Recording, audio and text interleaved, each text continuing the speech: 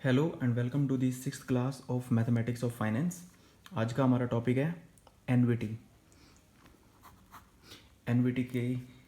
NVT और annuity से related कुछ टर्म्स हैं, उनके बारे में हम आज बात करेंगे। तो सबसे पहले जानने की कोशिश करते हैं कि एनवीटी होता क्या है। डेफिनेशन की अगर हम बात करें तो वो कहता है कि an annuity is a series of payments. An annuity is a series of payments usually equal in size, though series of payments usually equal in size and which are made at equal intervals of time। तीन बातें यहाँ पर। Series of payments मतलब वो payment जो regular basis पर की जाती हैं, यूजुअली इक्वल इन साइज, और वो पेमेंट जो हैं साइज में इक्वल होती हैं। और तीसरी बात, which are made at equal intervals of time, मतलब इक्वल इंटरवल्स ऑफ टाइम मतलब सेम टाइम पीरियड के बाद वो पेमेंट जो है की जाती हैं। इसके लिए एक एग्जांपल लेते हैं, जैसे हमारी ईएमआई, इक्वेटेड मंथली इंस्टॉलमेंट। मान लेते हैं हम कोई लोन लेते हैं, हम कोई कार लोन लेते हैं आज, तो उसके लिए हमें फिर या कार लोन लेते हैं या होम लोन लेते हैं, उसके लिए फिर हमें जो रीपेमेंट करनी होती है वो हम कैसे करते हैं, ईएमआई के थ्रू, इक्वेटेड मंथली इंस्टॉलमेंट। ठीक है, मंथली हम उसके लिए इंस्टॉलमेंट पे करते हैं। तो वो जो मंथली इंस्टॉलमेंट है वो क्या होती है, वो हम रेगुलरली पे करते हैं। ठीक है, और वो इक्वल इन साइज होती है।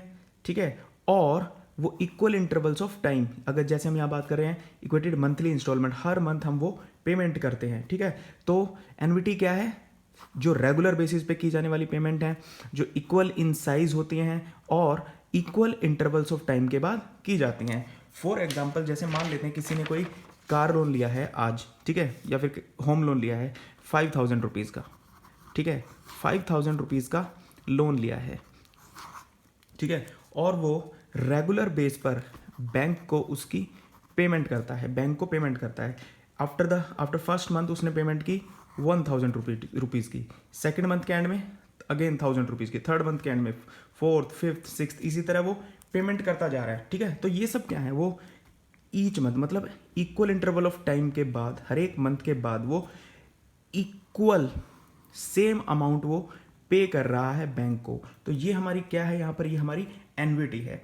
ठीक है, तीन चीज थी, रेगुलर बेसिस पर पेमेंट करता है, दूसरा इक्वल इन साइज करता है, और तीसरी after equal intervals of time. तो यहाँ पर देख सकते हैं ये स्टार्टिंग में उसने 5,000 का लोन लिया और उसके बाद वो रेगुलर बेसिस पर 1,000 रुपीज़ की पेमेंट कर रहा है बैंक को।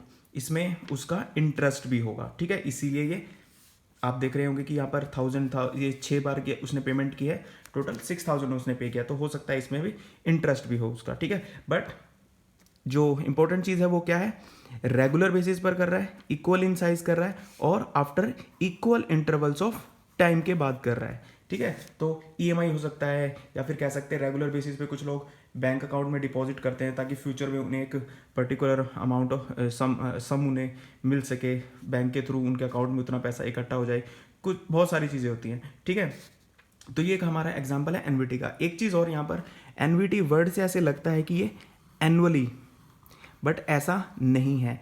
ये ज़रूरी नहीं है कि ये एनुअली हो सकती है, लेकिन ज़रूरी नहीं कि हर केस में ये एनुअल ही होगी, कि एक साल बाद ये मंथली भी हो सकती है, ये हाफ ईयरली भी हो सकती है, ये मोर देन 1 ईयर के बाद भी ये पेमेंट हो सकती है, मतलब एक साल से ज़्यादा की कोई पेमेंट करनी है जो आफ्टर एवरी 2 ईयर करनी है, या आफ्टर एवरी 1.5 ईयर करनी है, 3 ईयर करनी है। ठीक है, बस इंपॉर्टेंट क्या है, after equal intervals of time होना चाहिए वहाँ पर। ठीक है, नेक्स्ट थिंग जो है वो है हमारा पीरियोडिक पेमेंट। पीरियोडिक पेमेंट हमारी क्या, पीरियोडिक पेमेंट या फिर इसे दूसरा क्या कहते हैं, पीरियोडिक रेंट। पीरियोडिक रेंट यानी कि साइज ऑफ पेमेंट, जैसा कि इस केस में हमारा कितना था, 1,000 रुपीज़। जो 1,000 रुपीज़ है वो क्या है, हमारा पीरियोडिक रेंट या पीरियोडिक पेमेंट। ठीक है, साइज ऑफ पेमेंट जो आप पे उन्हें कर रहे हैं। ठीक है, दूसरा नेक्स्ट जो है हमारा वो है रेंट पीरियड या फिर पेमेंट इंटरवल। नाम से ही पता चल रहा है, रेंट पीरियड या पेमेंट इंटरवल मतलब टाइम से रिलेटेड है। Time period between two successive payments, जैसा कि यहाँ पर हमारे केस में ये कितना था, टाइम पीरियड मंथली था, मंथली। ठीक है, अगर हम इनको ईयरली लेके चलते तो ये टाइम पीरियड जो हमारा पीरियोडिक रेंट पीरियड है या पेमेंट इंटरवल है, ये हमारा कितना होता, 1 ईयर। यहाँ पर हमारे केस में कितना था, 1 मंथ। ठीक है, तो ये हमारा क्या है, रेंट पीरियड या फिर payment interval, the time period between two successive payments. Next हम आते हैं, next thing is term of एनविटी, यानी कि यहाँ पर पूरे टाइम की बात हो रही है, एनविटी का पूरा term, time period from beginning of the first rent period to the end of last rent period. जैसा कि हमारा यहाँ एग्जाम्पल था, time period from beginning of the first rent period या फिर टाइम इंटरवल जो है हमारा, यानी कि स्टार्टिंग से लेकर और जब तक कि लास्ट पेमेंट की जाती है, लास्ट जो हमारा रेंट पीरियड है या पेमेंट इंटरवल है, वहाँ तक के अगर हम टोटल टाइम की बात करें, जैसे कि यहाँ पर अगर हम बात करें, अगर मंथली बात कर रहे हैं तो ये 6 मंथ्स है, और ईयरली बात कर रहे हैं तो ये 6 ईयर्स हैं। तो ये हमारा क्या है, ये हमारा टर्म ऑफ एनविटी है, जब तक कि एनविटी जो है कंप्लीट नहीं हो जाती, जो सारी पेमेंट जो है वो पे नहीं कर दी जाती हैं, from the beginning of the first rent period to the end of the last rent period, ये होता है हमारा टर्म ऑफ एनविटी। ठीक है, नेक्स्ट आता है हमारा the amount or future value of annuity, the amount or future value of annuity, ये हमारा क्या है, sum of the compounded amounts of all payments accumulated at the end of the term। अब इसी एग्जाम्पल को हम दूसरे नज़रिए से देखते हैं। मान लेते हैं मिस्टर एक्स है और वो डिपॉजिट करता है हर महीने 1000 रुपीज़ एक बैंक में। ठीक है, तो इन सब 1000, और कब तक किया उसने ये 6 महीने तक किया। ठीक है, तो जो value at the end of 6 months उसे मिलेगी वो हमारी क्या होगी, the amount or future value of एनविटी, जो पीरियोडिक पेमेंट्स उसने की हैं, कितने की, 1000 रुपीज़ की, at the end of each time period, जो हमारा रेंट पीरियड था, जो जैसे कि इस केस में हमारा कितना है 1000 रुपीज़, जब उसने 6 मंथ्स तक पे किया, तो उन सब की जो कंपाउंडेड अमाउंट होगी, मतलब इन सब पर कंपाउंड इंटरेस्ट लगने के बाद जो value at the end of 6 month उसे मिलेगी, जो भी वैल्यू होगी, ठीक है, तो वो हमारी क्या होगी, वो होगी हमारी the amount or future value of annuity.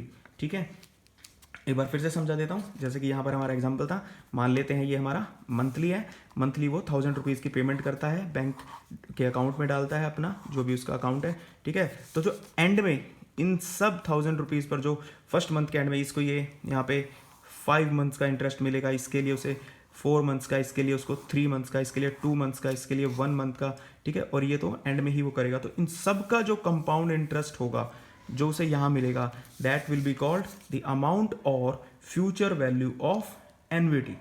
ठीक है, और नेक्स्ट है हमारा the present or capital value of annuity. ये बहुत ही सिंपल है, sum of money that must be invested now to buy the payments in future. अगर कोई ये चाहता है कि, एग्जांपल ले लेते हैं, मान लेते हैं कि कोई रिटायर होगा और वो चाहता है कि उसको पीरियोडिकली उसको पेंशन मिलती रहे।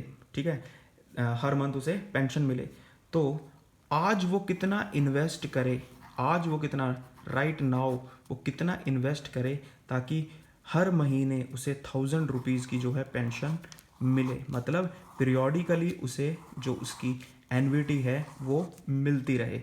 यही कैसे ले लेते हैं, अगर वो 1000 रुपीज़ की एनविटी चाहता है तो वो आज कितना इन्वेस्ट करेगा, ये जो आज वो इन्वेस्ट करेगा that will be called the present or capital value of the annuity, sum of money that must be invested now to buy the payments in future.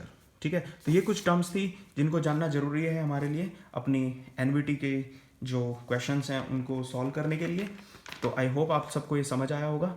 अगर कुछ चीज़ आपको नहीं समझ आती है तो आप कमेंट करेंगे, क्वेश्चन करेंगे। ठीक है, और नेक्स्ट वीडियो में हम अपनी पहली जो हमारी एनविटी का केस है, जो टाइप्स ऑफ एनविटी हैं वो हम स्टार्ट करेंगे। जब तक के लिए थैंक यू।